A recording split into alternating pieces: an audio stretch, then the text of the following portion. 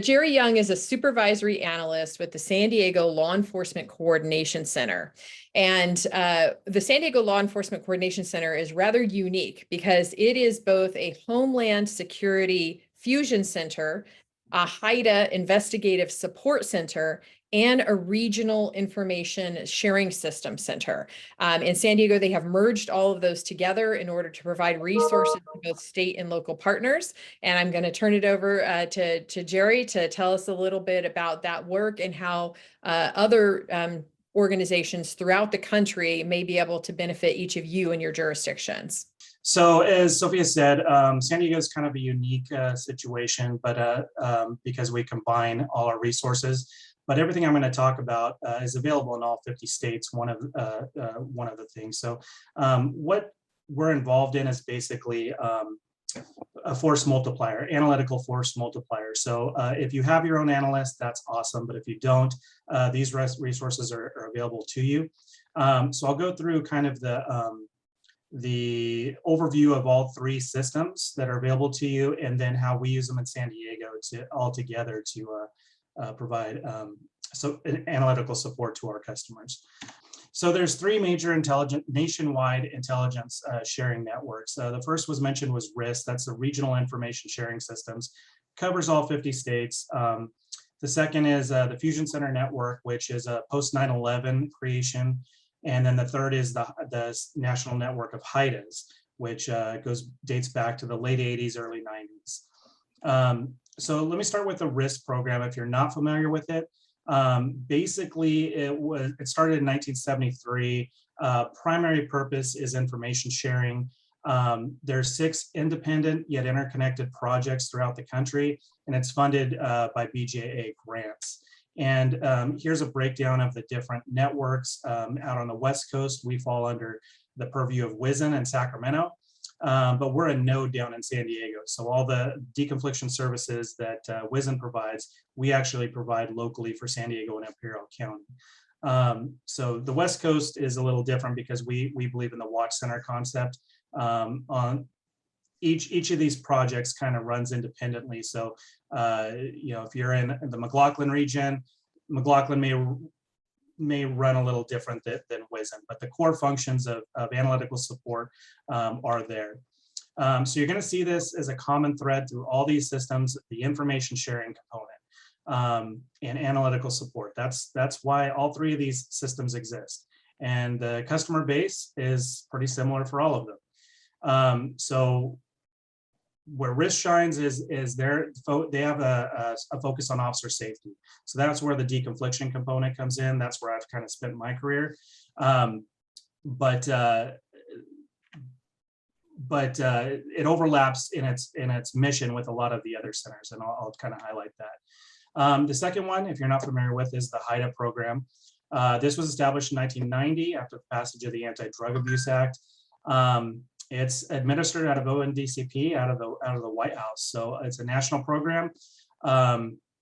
It started with just 5 regions, obviously the Southwest border being like the first and the biggest. But now all 50 states are covered by a HIDTA. I have a map, but it's a little outdated right here. So Alaska, actually most of the counties in Alaska are now HIDTAs, and Minnesota has HIDTA counties as well. So HIDTA covers the whole entire country as well, but its focus is on drug trafficking. Now, some HIDTAs take a wide view of that, and our HIDTA in San Diego does as well. So we can do all kinds of investigations, knowing that, as you all know, at some point, most of this is going to hit on the drug trade at some point. So, on the border here, if you have any kind of smuggling routes are smuggling routes. So whether you're smuggling endangered animals or drugs or people, the routes are the same, the people are the same. So we have a little leverage. We can do gang investigations, things like that aren't necessarily on the face a drug case. We know that behind the scenes it is. And there you see those words, intelligence sharing again. It's one of the primary motives of HIDTA. And one of the mandates of HIDTA is that each HIDTA must have an investigative support center. And that's where kind of we come in. We play the part of the Investigative Support Center. We provide the case and event deconfliction services that are required by HIDTA, and we provide investigative case support. And that's where we would interact with you all. Fusion Center networks are the third one, the newest one. These were directly created in response to 9/11. The other two far predate 9/11. There was intelligence sharing initiatives far before 9/11. No matter what you hear about failures of sharing intelligence, we can't make people share intelligence, but the systems and networks were there. So started in 2003. There are now 80 nationwide. There are a couple different funding streams. One comes nationally from UASI and the other is from a state Homeland Security grant program. And their customer base, again, federal, state, local, tribal. And if you're in the United States, your state has a fusion center. Some states have many fusion centers. Some states have one. In San Diego, California, we have 5 different ones. Ours, the San Diego LACC, we only cover 2 counties, San Diego and Imperial, whereas Nebraska, they have the whole state. Sharing of threat-related information, there we go again, the intelligence sharing emphasis. The focus of fusion centers obviously started with terrorism, but it's kind of evolved to an all threats, all crimes approach. When we do our terrorism liaison training class, I think when people hear the word terrorism, they think of a certain thing, but the threats evolve to school, threats to schools, school shootings, domestic terrorism, things like that. So it's we call it terrorism liaison officers, but it's kind of evolving to threat liaison officers. And as I've kind of alluded to, the customer base for all 3 of these intelligence systems, it overlaps. We're all kind of involved in intelligence sharing for the same basic sets of people. So that's why in San Diego, we decided to kind of in 2008, when there was talk of a fusion center, we just took our existing HIDTA Investigative Support Center, merged it with the county's Terrorism Threat Center, and created the LACC. And our HIDTA component, our ISC, always had a Watch Center deconfliction component using risk resources. So that's where we kind of combine all 3. I'm not going to get into the history of San Diego or anything, but just know that our AOR is kind of unique because we're in a major city, but we're kind of on an island. We have Mexico to the south. We have the Pacific Ocean to the west. We have a mountain range separating us from the desert and Imperial County to the east, and we have, thank God, Camp Pendleton to our north, which keeps LA and Orange County from bleeding into us. So we have all these agencies piled on top of each other in this big city of San Diego. And even out in Imperial County, which on the map is kind of an accident of trying to get water to Los Angeles. Not a lot of population out there because Mexicali is right below it with a population of 1 million. Every federal agency is represented out in Imperial County. You have FBI, ATF, Border Patrol, DEA, large presence out in Imperial County.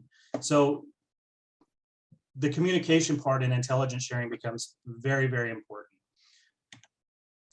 Before I go on, I just wanted to, I don't know if, are you all familiar with 28 CFR Part 23? Do you get training on that or any? It's kind of an intelligence focused thing, but basically anything we do in our center has to meet 28 CFR Part 23. And it was meant to apply to intelligence sharing databases, cross-jurisdictional, but it's just a good guideline for anything in the intelligence world. So even things that don't technically apply still will adopt 28 CFR Part 23 just to make sure they're doing things the right way. And basically all it is anything we save in our databases has to have a criminal nexus, cannot be collected for political, religious, or social reasons, has to be legally obtained. There has to be audit trails showing who did what when, has to be securely stored. If you don't touch anything in 5 years, it's automatically purged out of the system. And we only disseminate information from the system on a need and right to know basis. So that covers like everything. So Nothing gets stored in our system. Even like a victim, witness, anything like that, we can search, but we can't store any of that information. So I supervise a watch center, which, and you'll see on my slides, I kind of, I have badges for what are the Intel systems, kind of why it's there. So for our watch center, we're there because of the HIDTA deconfliction mission, and we use risk resources. Our watch center is all HIDTA analysts. We use risk resources. We all go through a DHS secret clearance process, which is the easy part, and the San Diego Sheriff's Department background, which is the hard part. We get a lot of applicants who are very proud of their secret clearance and then up failing the sheriff's background. So, but the important thing is we do not belong to any enforcement agencies or bureaus. We're completely neutral. We don't own any information that's given to us. So that's very important in establishing the trust with our law enforcement partners. The watch center is involved in deconfliction. So hopefully you're all dialed into deconfliction. We deal with our San Diego District Attorney's Office investigators all the time on this. But basically making sure that somebody your investigators are looking at is not being investigated by another agency. And if they are, put them together, talk to each other, work it out. So we do that on two sides. We do that on the intel side, which is called target deconfliction, and then on the operational side, which is that officer safety component. So we don't want an investigator going out and doing a surveillance on a house that DEA has an undercover buy at the same location, or even 3 houses down at the same time. So we want to prevent that sort of what we call blue on blue incident. And we just want to make sure everyone's staying in their lane and communicating. You can check a million different databases, but sometimes the thing you need is in another officer's head. They may have been in that house, they know where they hide things, that sort of thing that's hard to find in other databases. Get the officers talking to each other, get the investigators talking to each other, and that information will flow. The officers will start to trust each other a little more, and hopefully their agencies will start to trust each other a little more. And I'd like to think that in San Diego, you know, we've kind of minimized the amount of agency to agency fighting, because the agency has been talking this whole time. When somebody new comes to San Diego, they sometimes have the mentality of, it's mine, don't touch this, I'm not sharing anything with anybody. But we kind of quickly, through the deconfliction process, kind of break that down, where they see the benefits of sharing information and receiving shared information. Deconfliction process, super easy. Officers just contact us at the watch center.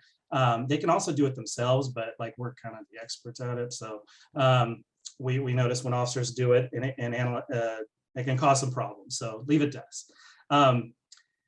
And we just check the system, and we act as match.com for law enforcement. If there's hits, we notify the officers, give them contact information. Hey, here's who you need to call. We can't make anybody call anybody. If there's a hit, we can't make anybody stand down. We really rely on the officers reaching out to each other and communicating. So we also have a rapid analysis capability in our watch center. And so when I say rapid analysis, this is not the analyst who's going to be tied to your hip and working your case long term. This is like, you need something quick.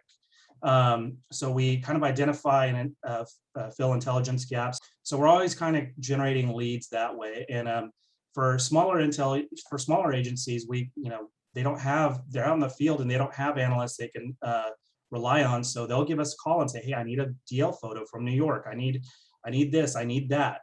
We can use all those resources we have to help them out.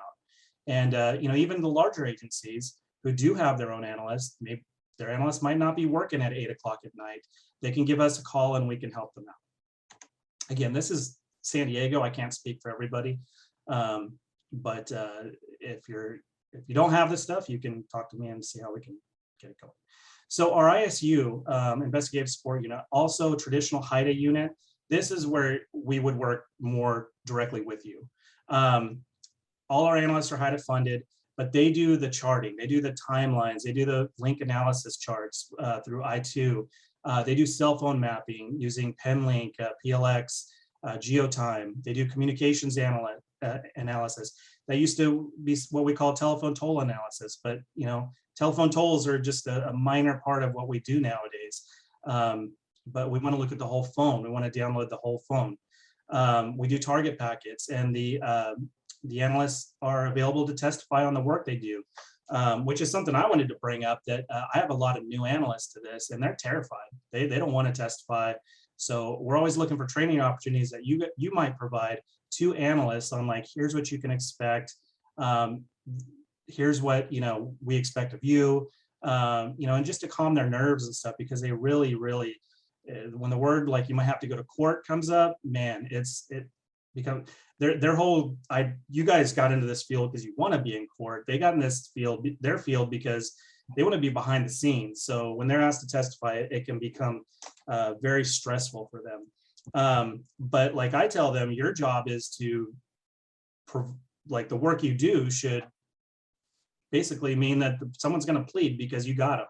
You backed them into a corner. So, but yeah, resources for testifying, I'll gladly take them. But this is some of the tools were alluded to, but like we use GeoTime for some of our cell phone analysis, which creates very nice animations of where a phone's been that seem to work really well in court, more than a flat 2D chart of phones. So we have those sorts of resources, and I think every fusion center has some sort of contract with GeoTime. So if you don't have 3D animations 5 minutes left for court, contact your HIDTAs, your fusion centers, your risk centers. Somebody's going to have that to help you out. I heard mapping also mentioned. We do have a geospatial intelligence unit that does all our mapping and geo intel related requests. I don't believe this concept has got to every fusion center yet, but it is definitely growing, where you have somebody dedicated to maps. They've done all sorts of maps. They've done wildfire maps. They've done historical wildfire maps here in San Diego. We have a major problem with wildfires, as you might have seen on the news every year. But they can do historical burn patterns. They do all sorts of things in that regard. They do gang maps. They do crime trends. They do they even have a map on naloxone deployments in the county. And some agencies have been using them recently for like search warrant prep. So they'll give them an address and say, I want a geopacket on this house or this apartment. And they'll kind of map out every angle publicly available of that residence. If it's been on for sale they'll check the real estate websites and try to get some pictures of the interior of that house or apartment. And they just go all out to create a packet of, like, here's where you'll be visiting. So I know the U.S. Marshals uses that a lot.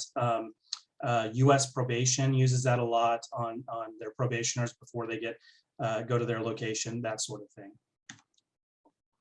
Here's just a map of crime near high schools. There's marijuana eradication sites, which, California, it's 2013, so a little older. And then we have our strategic intelligence unit, which does all our writing. This is a pure fusion center resource. So you go to your fusion center for all the written products on counterterrorism and that sort of intel.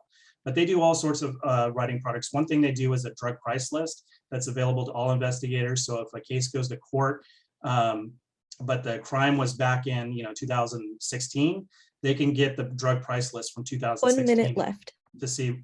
Okay, I'll hurry up. Did you say 1 or 5? 1. Oh, 1. wow. Okay, so they do all our written products. There's what our price list looks like. They also do articles of interest in the Mexican press, where they look at Mexico, give a summary in English and how it might affect our region. We have a critical infrastructure program that does those virtual walkthroughs using those 360 cameras on schools, hospitals, and things like that for first responders to have a heads up on what it might look like. We do have a cyber intel unit, which responds to cyber crime or incidents in the region and works with all the other cyber intelligence units throughout the country at different fusion centers. TLO program, what is suspicious activity? How do you report it? Tips and leads, once the report comes in through our website, a team of law enforcement investigators, including a district attorney's office investigator, vets this information out to report to the Joint Terrorism Task Force.